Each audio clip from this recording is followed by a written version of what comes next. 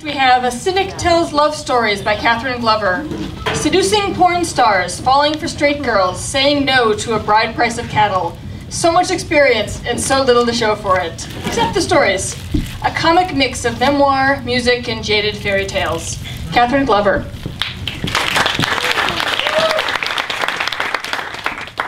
My friend Chris is a great guy. He's sweet, he's geeky, he's got a great sense of humor. And he's good looking.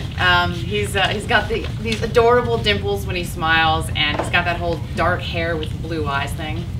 Very nice. But there's just this one little problem about Chris in terms of potentially dating him. He's a right-wing, born-again Christian nutcase. And I'm kind of a bisexual heathen who's going to hell. So, I mean, I know relationships are about compromise, but there are limits. He wasn't willing to embrace Barack Obama as his president. I wasn't willing to embrace Jesus Christ as my personal Lord and Savior. So, not gonna happen. We are still friends, though. I actually just went to visit him in Philadelphia, where he lives, and it was really great to see him. I had a good time. His friends are all theater nerds, and we hung out and joked around, and you know, it kind of felt like home. But I had to be careful not to get too comfortable, because they would actually say things like, "I've had it with these mother effing snakes on this mother effing plane." And I don't think I swear that much, but like knowing I couldn't, all of a sudden it seems like every fucking word in my fucking head is a fucking curse word. Somehow I managed to get through the weekend without effing up too badly, but there was one really awkward moment. Chris, at dinner, he started, I don't know, making some stupid joke about forking versus spooning and which should come first, and I said something like, "Oh, well, I really wouldn't know anything about that." And he turned to me all serious and said, "That's okay, Katherine. Being a virgin is nothing to be ashamed of."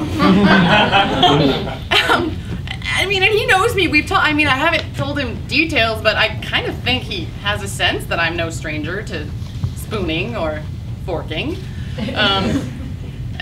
Yeah, which he hasn't judged me for, which is, you know, let he who is without sin cast the first stone, is his attitude. And he is not without sin. He would be the first to tell you. He has a deep sin he struggles with every day.